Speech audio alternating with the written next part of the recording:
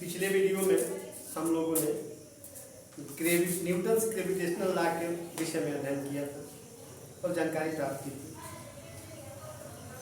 इसमें आपको बताया गया था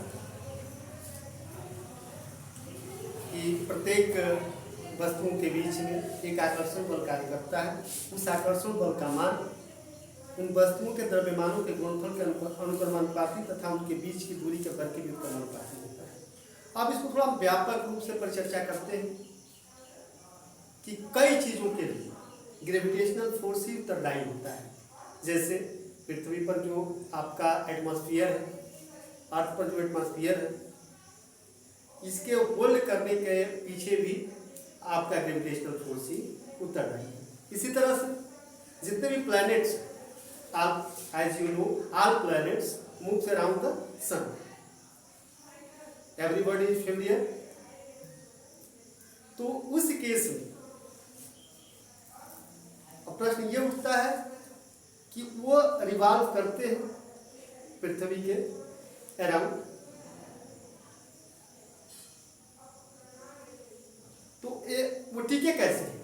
यानी इनके बीच, प्लैनेट और सन के बीच एक फोर्स कार्य करता है और उसी फोर्स के चलते पूरा सोलर सिस्टम आपका जो है होल्ड है। ठीक है। आज एक बहुत ही महत्वपूर्ण लॉ के विषय में हम लोग अध्ययन करने जा रहे हैं, जिसको महान वैज्ञानिक केपलर महोदय ने दिया था। और ये फिजिक्स में केपलर्स का लॉ बहुत ही मायने रखता है, विशेषकर एस्ट्रोनॉमी में। तो शुरू करने से पहले आप अपने दिमाग में पूरी तरह से इस बात को फिट कर लीजिए कि आगे की पढ़ाई के लिए जब आप 11th में जाओगे या नीट या IIT की तैयारी करोगे, तो ये चीज़ें जो है आपको बहुत, आपके लिए बहुत मायने रखती। अगर यहाँ पर कंसेप्ट क्लियर है तो वहाँ पर चीज़ों को समझने में आसानी होगी। तो मैं आप लोगों को एडवाइस दूंगा कि इसको बढ़िया से, खूब अच्छे तरीके से समझने का प्रयास करेंगे। देखिए केपलर्स फर्स्ट लॉ, इसको इस तरह से उन्होंने कहा था केपलर महोदय ने, the planet move in elliptical orbit around the sun with the sun at one of the focus of the elliptical orbit। Kepler महोदय ने बताया था कि प्रत्येक ग्रह, चूंकि आप लोग ग्रामीण क्षेत्र से हैं, इसका हिंदी में अनुवाद करना जरूरी है ताकि कंसेप्ट आपके दिमाग में बैठ सके। तो मैं बता रहा था आपको कि केपलर महोदय ने यह कहा था, the planet move in elliptical orbit. जितने भी प्लैनेट्स हैं, सारे प्लैनेट्स सूर्य के चारों तरफ एक इलिप्टिकल ऑर्बिट। अब प्रश्न ये उठना चाहिए कि व्हाट इज इलिप्टिकल ऑर्बिट। क्योंकि इलिप्स के विषय में आपको नहीं बताया गया है, लेकिन संक्षिप्त में यहाँ पर मैं आपको बता देता हूँ कि इलिप्स जो है पूरी तरह से गोल नहीं होता है। ये कुछ अंडे के आकार का इस तरह का होता है, ध्यान से देखेंगे। अरे बात समझ।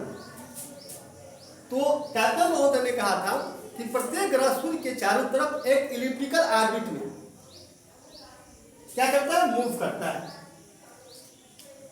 सन with the sun at one of the two focus of the elliptical orbit. और सन जो होता है उस इलिप्टिकल ऑर्बिट के एक फोकस पर स्थित होता है।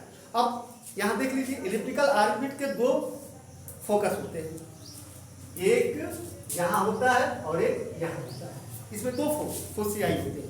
अरे बस ये मान लीजिए F1 है और ये आपका F2 है। यहाँ पर बढ़िया समझ सकते हैं आप लोग।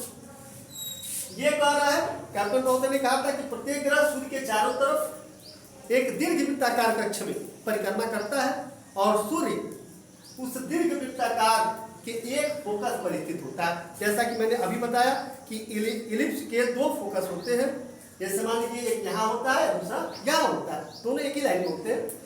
तो कह रहा है कि प्रत्येक ग्रह सूर्य के चारों तरफ परिक्रमा लगाता है और सूर्य जो है, जो इलिप्स का दो फोकस है उसके एक फोकस पर स्थित होता है। जैसे मान लीजिए प्लैनेट पी है, ये इलिप्टिकल ऑर्बिट में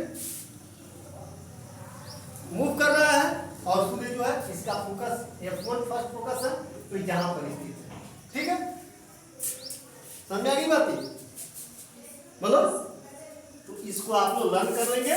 the planet Kepler's first law states that the planet move in elliptical orbit around the sun with the sun at one of the two foci of elliptical orbit। प्रत्येक ग्रह सूर्य के चारों तरफ एक दीर्घवृत्ताकार कक्षा में परिक्रमा करता है और सूर्य जो है उस इलिप्टिकल ऑर्बिट के एक फोकस पर स्थित होता है। क्लियर है? सेकेंड उन्होंने नियम दिया था, सेकेंड लॉ दिया था, ध्यान से इसको समझेंगे। Kepler's second law, each planet revolve around the sun in such a way that line joining the planet to the sun sweeps over equal area in equal interval of time।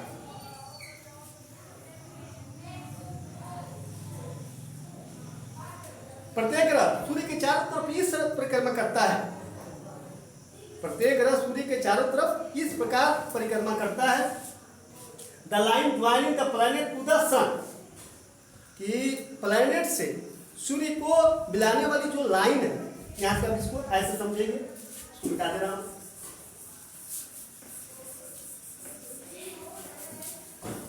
Planet को जो सूर्य से मिलाने वाली line है, पहला आपने नियम जब पढ़ लिया कि प्रत्येक ग्रह सूर्य के चारों तरफ एक दीर्घवृत्ताकार कक्षा में परिक्रमा करता है और सूर्य उसके एक फोकस पर स्थित होता है।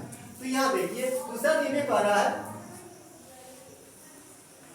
कि प्रत्येक ग्रह सूर्य के चारों तरफ इस तरह से परिक्रमा करता है। तो प्रथम नियम के अनुसार मान लीजिए यहाँ पर सन है, इसका F1 फर्स्ट फोकस है, यहाँ दूसरा फोकस आपका F2 मान लीजिए। यह प्लैनेट जो है रिवॉल्व कर रहा है, यहाँ पर प्लैनेट है, अरे बस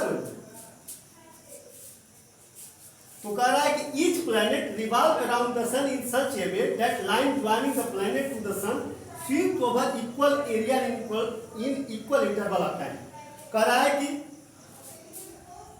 इस प्रकार परिक्रमा करता है प्लैनेट सूर्य के चारों तरफ कि जो सूर्य से और उस प्लैनेट को मिलाने वाली लाइन है वह समान समय अंतरालों में समान क्षेत्रफल पार करती है, समान समय अंतरालों में समान क्षेत्रफल पार करती है। यहाँ से ध्यान से समझिए क्या कह रहा है।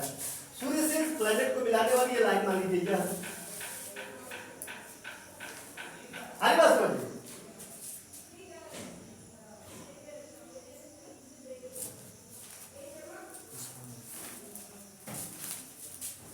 ये आपका सूर्य से मिलाने वाली लाइन आफ्टर टी समय,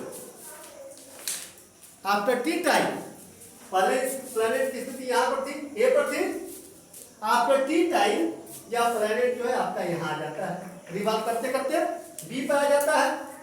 बोलो तो ये यहाँ पर आ गई,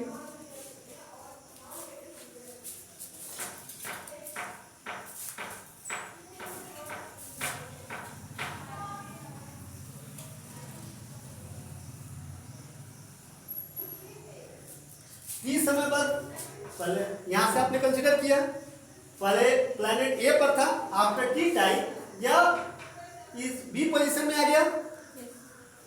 अब इसी तरह से यहां आप कंसीडर कर लीजिए कि एक पॉइंट ए डैश, अरे बस हो, और जितना समय आपने यहां पर कंसीडर किया टी टाइम, तो पहले आपने इसको यहां कंसीडर किया और आफ्टर टी टाइम जो है या यहां पर आ गया ए डैश, ये डैश है या बी डैश पर आ गया।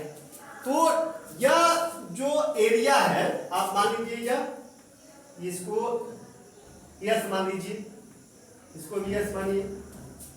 तो यह जो एरिया आपकी बन रही है ए बी यस, ये जो बन रहा है ना, वह चूंकि टी समय अंतराल में, टी टाइम में इसके द्वारा यह एरिया ट्रेवल की गई है, यह भी एरिया टी टाइम में ही A dash D dash S travel की गई है।